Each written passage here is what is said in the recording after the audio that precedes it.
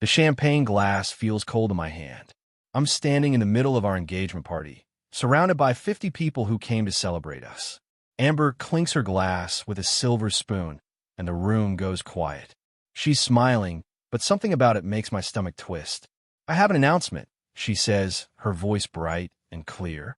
I smile back, thinking she's about to say something sweet. Maybe thank everyone for coming. Maybe talk about our future together. I can't marry a man who changes oil in a garage for a living. The words hit me like cold water. I stand there, frozen, my smile still stuck on my face like I haven't heard her right. But the room has gone completely silent. Everyone is staring at me. "I deserve someone with real ambition," Amber continues. "Someone with a future. Not someone who spends his days covered in grease, fixing other people's broken cars." A man I've never seen before walks up beside her. He's wearing an expensive suit and his slick back hair that probably costs more to style than I make in a week. He slides his arm around Amber's waist like he owns her. She looks at me one more time, pulls off her engagement ring, and drops it into her champagne glass. It hits the bottom with a small clink that somehow sounds louder than anything else in the room. I can't move. My feet feel glued to the floor. Around me, phones are coming out. People are taking pictures.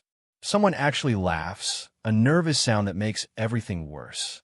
My mother is standing near the door. Her hand is covering her mouth, and I can see tears in her eyes. My best friend Marcus looks like he wants to punch someone. But I just stand there, unable to speak, unable to think. Amber is still smiling. She thinks my silence means she's won. She thinks I'm too ashamed to respond. Her new boyfriend whispers something in her ear, and she laughs, a sound I used to love, but now makes me feel sick. The crowd starts whispering. I hear fragments of conversations floating around me. I always thought he could do better. Garage mechanic? Really? She's right to upgrade. The words cut deeper than I want to admit. These are people I invited. People I thought were friends. And they're treating me like I'm nothing. I look at Amber one more time. She's waiting for me to beg, to make a scene, to give her the drama she wants. Instead, I turn around and walk toward the door. The crowd parts like I have some kind of disease they don't want to catch. I don't look back. My name is Luke Barrett. I'm 30 years old, and until tonight, I thought I had everything figured out. I've been running my own business for 3 years. It's small, just me in a garage full of tools and parts. But it's mine. I don't fix cars like Amber said. Well, not just cars. I build things. I modify engines. I experiment with electric vehicle conversions. I take old trucks that should be dead and make them run again better than before. But to Amber, it was always just a garage business. She never actually asked what I did. She just saw the oil on my hands and the small space I worked in and decided I wasn't enough. The drive home feels longer than it should. I keep seeing that champagne glass, the rings sinking to the bottom. I keep hearing her voice, so confident, so sure that she was making the right choice. When I finally pull into my driveway, I sit in the truck for a long time. The garage is dark. Through the window, I can see the workbench where I left my latest project, an electric conversion kit that could change everything. I think about going inside the house, but I don't. I unlock the garage instead. The hanging bulb flickers when I pull the chain. Dim yellow light spills across the concrete floor, across the scattered tools, and the half-finished prototype on my workbench. The smell of oil and metal fills my nose. Some people hate this smell. I've always found it comforting. I sit down on the workbench, right next to the engine parts one was working on this morning. This morning feels like a year ago now. I pull the engagement ring from my pocket where I grabbed it from that champagne glass before I left. I don't even remember picking it up. My body moved on autopilot. The ring is small and simple. I saved for 6 months to buy it. Amber used to say she loved it because it was meaningful, not flashy. Now I wonder if she was lying even then. I set the ring down next to my wrench. They look strange together. One represents a promise I thought we made. The other represents the work I actually love. The garage is quiet except for the buzz of that single bulb. Outside, I can hear traffic on the distant highway.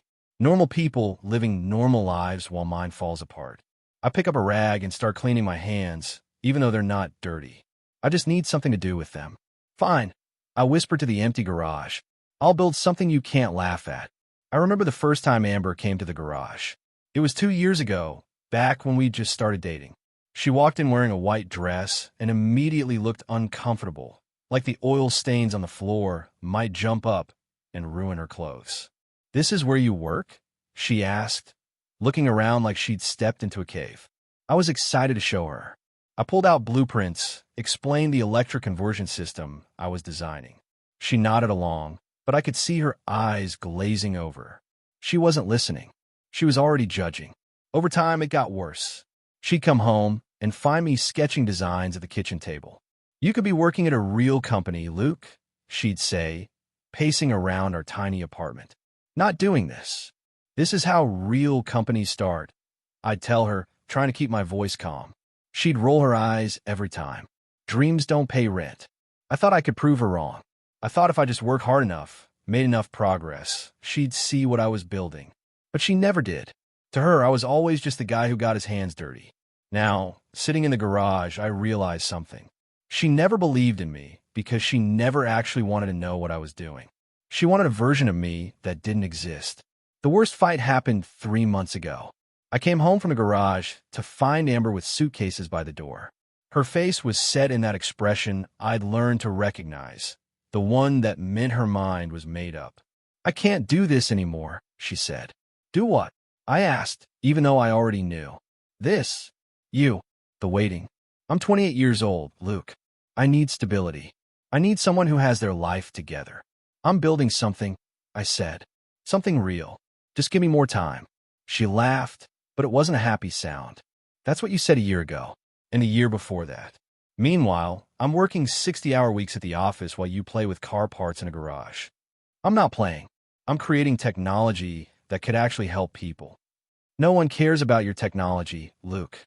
They care about money, about success, about having something to show for your time."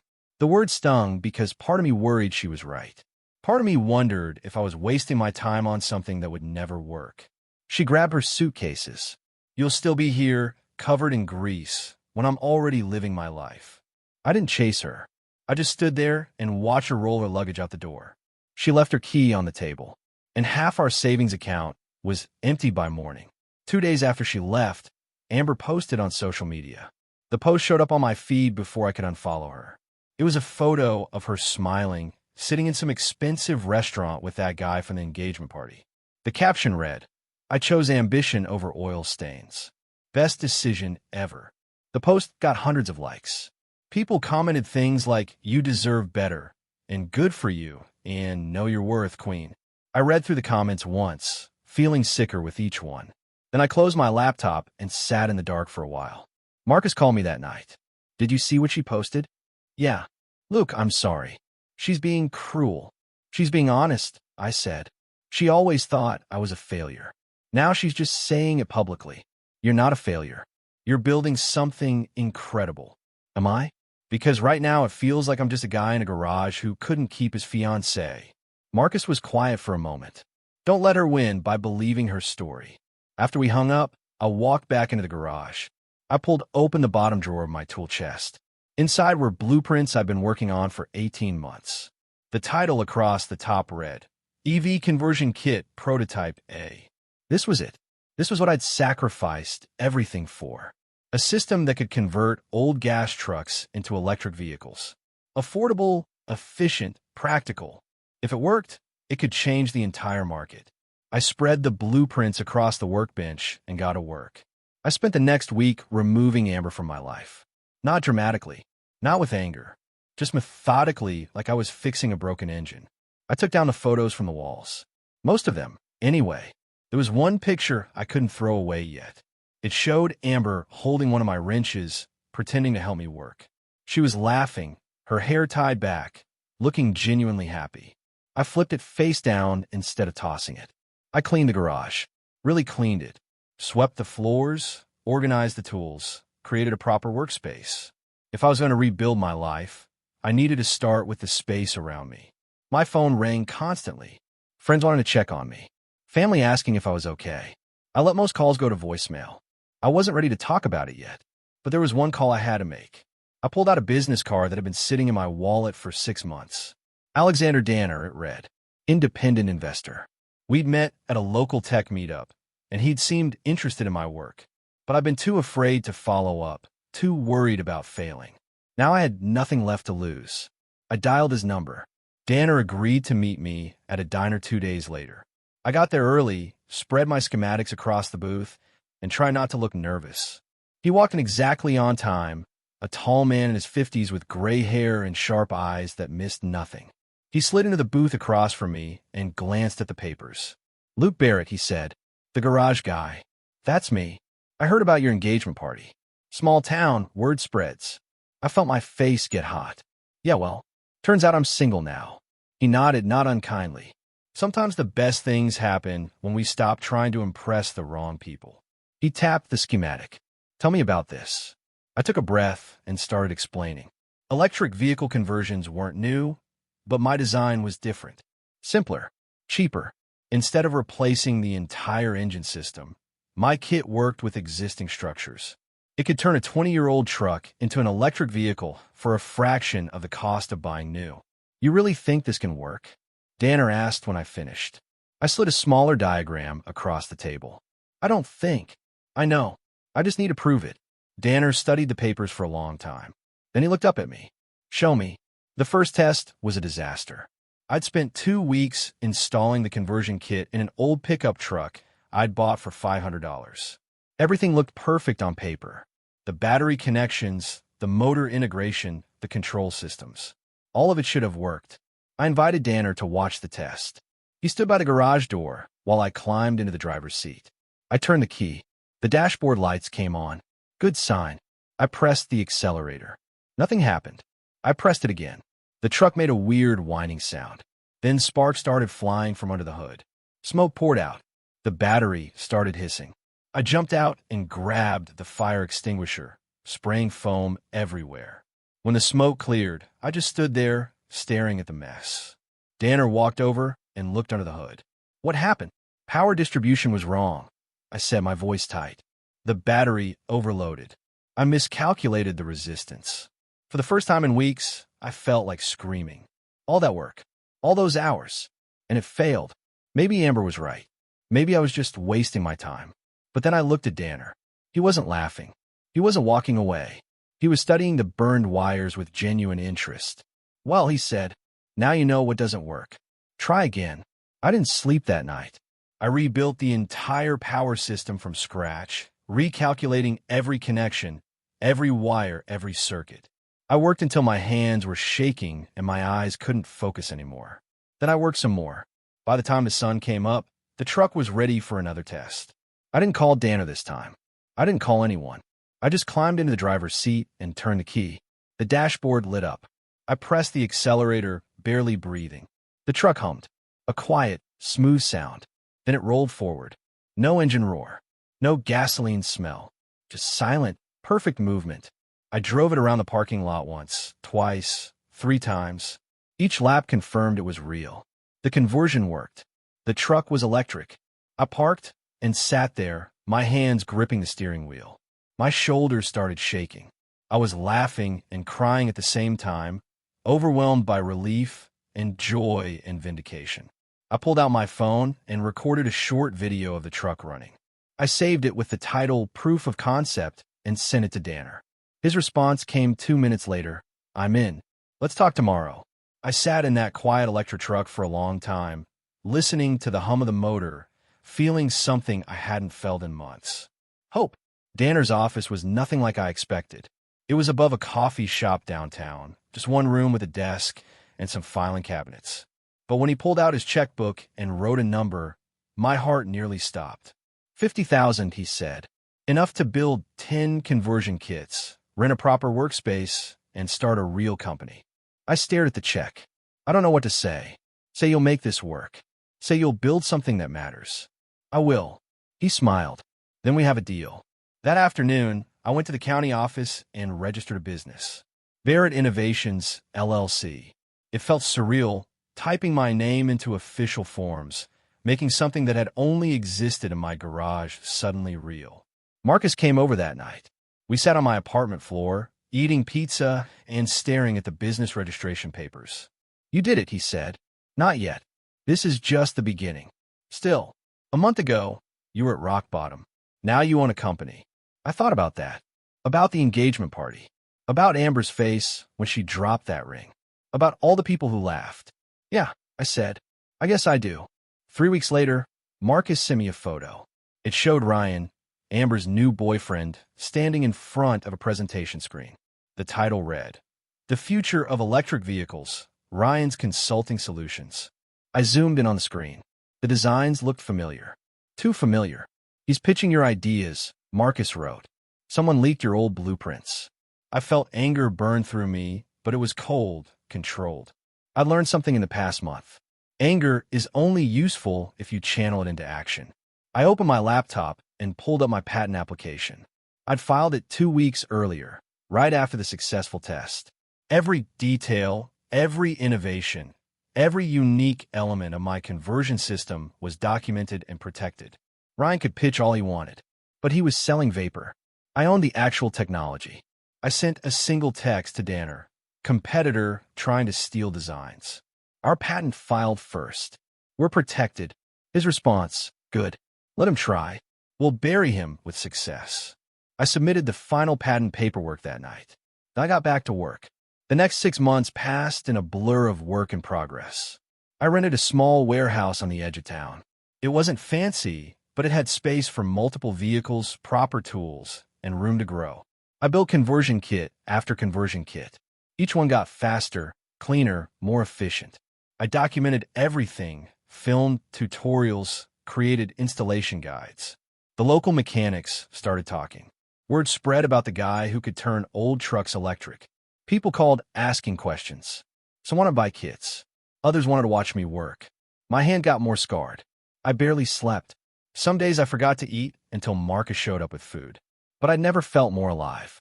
The warehouse stopped feeling like just a workspace. It became a laboratory, a classroom, a proving ground. This was what I'd been trying to build all along. One morning, I flipped the light switches in my new space and stood there for a moment. No more single hanging bulb. No more cramped garage. I'd outgrown that space. I'd outgrown who I used to be. The breakthrough came from an unexpected source. A journalist from a local business magazine showed up at the warehouse one afternoon. "I heard you're the electric vehicle guy," she said. "I do conversion kits," I replied, wiping grease from my hands. "Can I see one?" I showed her everything. The process, the technology, the difference between my system and the expensive conversions other companies offered. She took notes and photos and asked smart questions. 2 weeks later, the article came out. "Local engineer revolutionizes EV conversion market," read the headline. It talked about my work, my approach, my vision for making electric vehicles accessible to everyone, not just wealthy people buying new cars. The article went viral online. My phone started ringing constantly. Investors wanted meetings. Mechanics wanted partnerships. Customers wanted kits. And somewhere across town, Amber was scrolling through her social media feed when she saw the article. I know because Marcus told me later that he'd been at a coffee shop when he heard her drop her cup. She'd been staring at her phone, reading about my success, and the cup just slipped from her hands and shattered on the floor. I wish I could say I felt satisfaction. Mostly, I just felt tired and ready to keep building. While my business grew, Ryan's world fell apart. The consulting firm he worked for got caught manipulating clients. They'd been making promises they couldn't keep, taking money for projects they couldn't deliver. Ryan's name was all over the scandal because he'd been pitching those fake EV solutions. Amber tried to defend him online. "Everyone makes mistakes," she posted. "Ryan is a good person who got caught in a bad situation." But the damage was done. Ryan's firm collapsed. His accounts were frozen. Within a month, his number stopped working. And Amber, who'd attached herself to his success, found herself drowning in debt. She'd been living beyond her means, banking on Ryan's promises about their future. Now those promises were empty. Marcus showed me her social media. She'd stopped posting. Her last update was 3 months old, still showing that photo of her and Ryan at the expensive restaurant. Should we feel bad for her? Marcus asked. I thought about it. No. She made her choice. She chose status over substance. This is just what happens when you build your life on someone else's lies. You're different than you were 6 months ago, Marcus observed. Yeah, I am. I hired my first employee on a Tuesday morning. Her name was Sophie Chun, and she was the most talented mechanical engineer I'd ever met. She just graduated from the state university and had been following my work online. "I want to help build this," she said during the interview. "Your conversion system is brilliant. I have ideas for making it even better." I hired her immediately. Sophie threw herself into the work with an energy that matched mine. We'd stay late into the evening, testing modifications, arguing about designs, celebrating small victories. She made me laugh in a way I hadn't in years. Not just polite laughter, but real, deep amusement at her terrible engineering puns. One night, we were installing a kit in an old farm truck. The owner wanted to keep his grandfather's vehicle, but make it practical for modern use. When we finished and the truck hummed to life, the owner actually cried.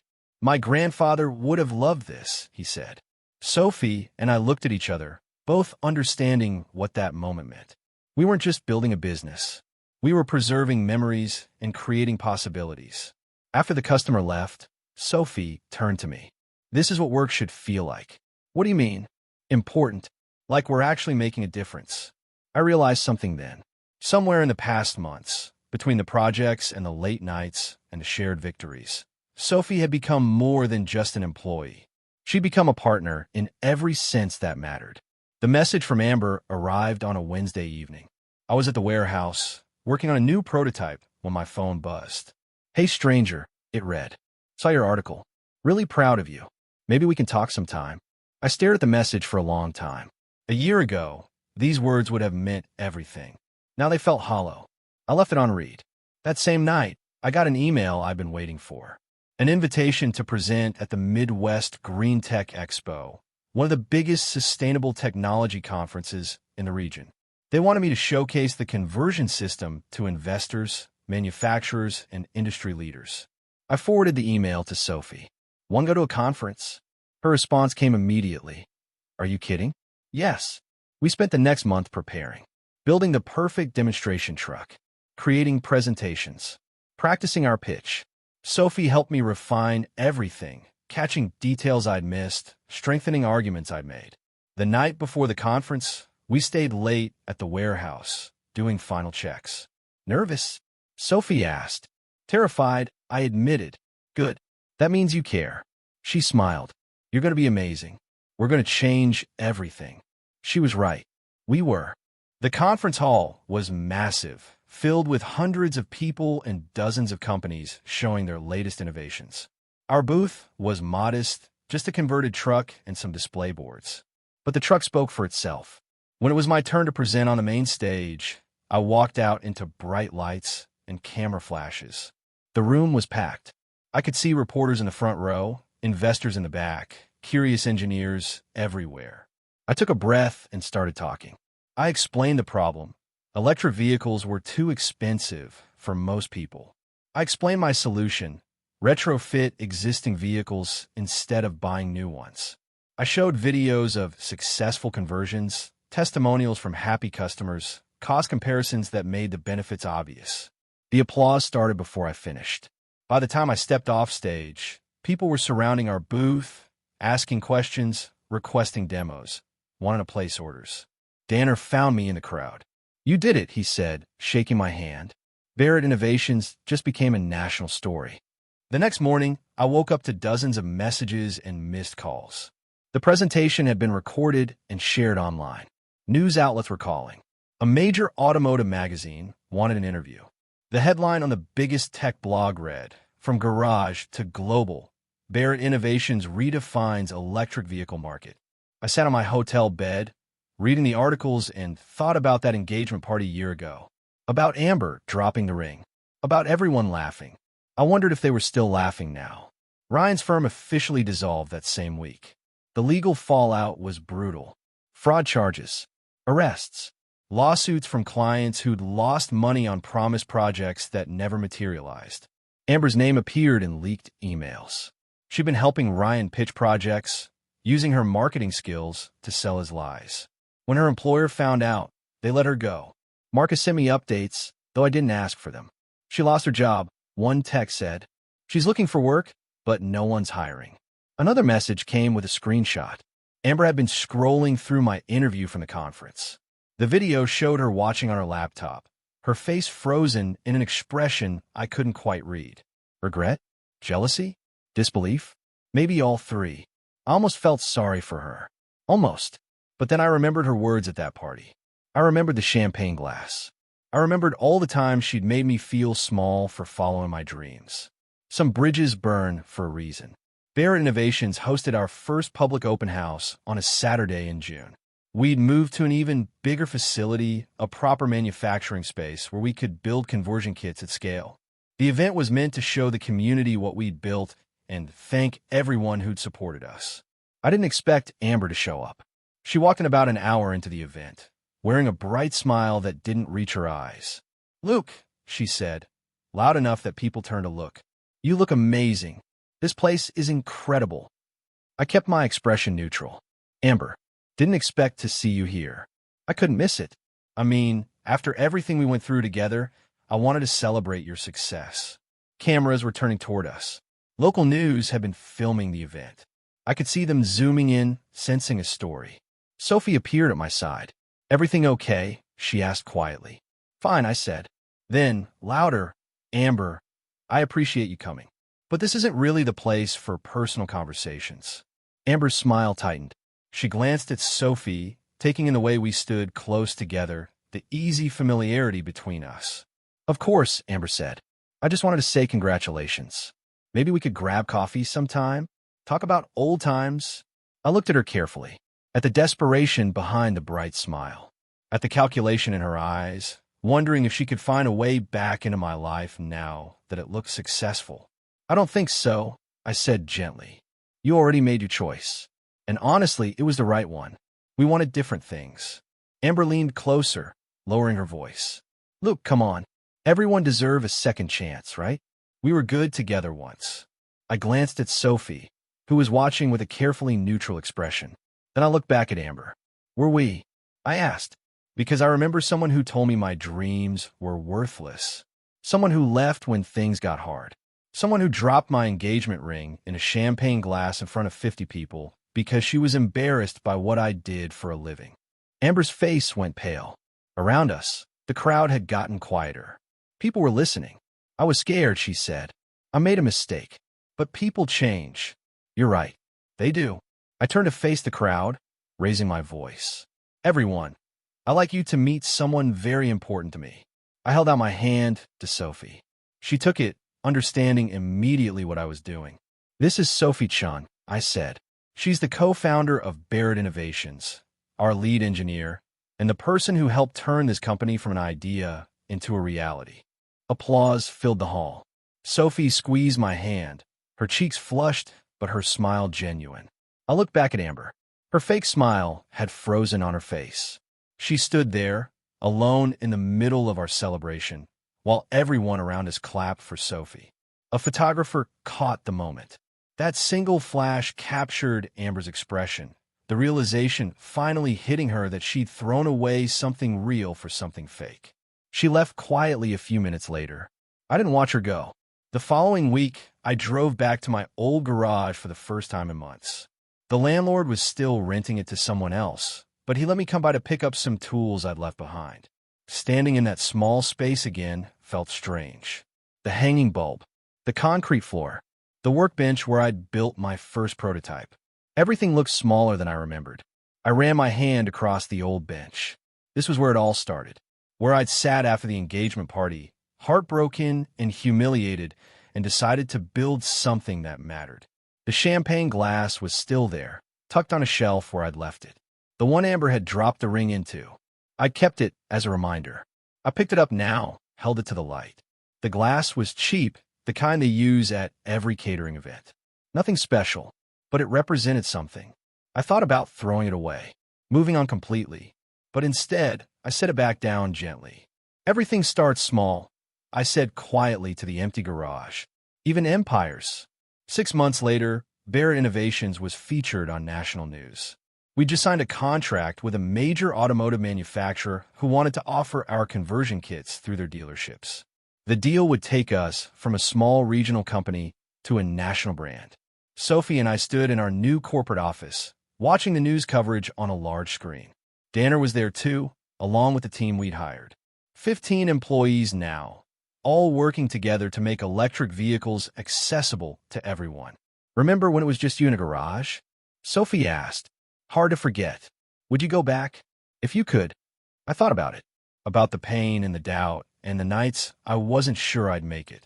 About Amber's betrayal, and the public humiliation, and all the people who thought I'd never amount to anything. No, I said. Every hard moment brought me here. Brought us here. I wouldn't change it. Marcus called that evening. Did you hear? Amber's moving out of state. New job in another city. Fresh start, apparently. Good for her, I said, and meant it. No bitterness. No point. She did me a favor, really. If she hadn't left, I might still be trying to make her happy instead of building something I actually believe in. The televised tech gala took place in December, almost 2 years after that engagement party that changed everything. I've been nominated for Innovator of the Year, though I didn't expect to win.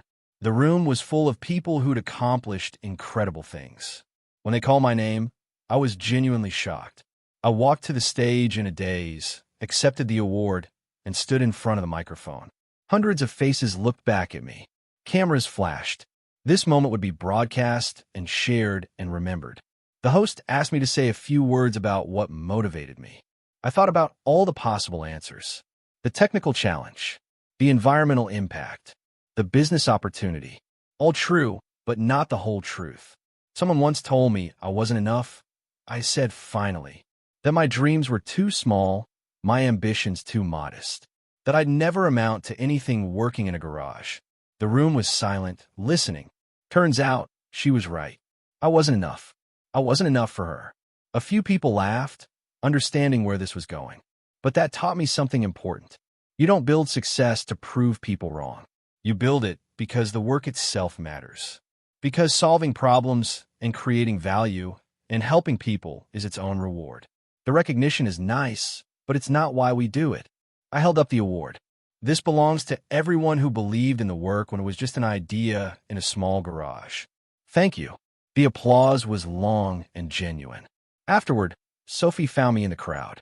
That was perfect, she said. Was it too much? I worried it sounded bitter. It sounded honest. She took my hand. Ready to go home? I looked around one more time. At the gala, at the awards, at all the trappings of success that once seemed so important to Amber. Then I looked at Sophie, at her genuine smile and her calloused hand from actual work and her eyes that saw me clearly. Yeah, I said, let's go home. We walked out together, hand in hand. Behind us, the gala continued, but we had work tomorrow. Kids to build, problems to solve, lives to improve. Sometimes the loudest comeback is built in silence. Sometimes proving yourself means forgetting about revenge and just doing the work that matters.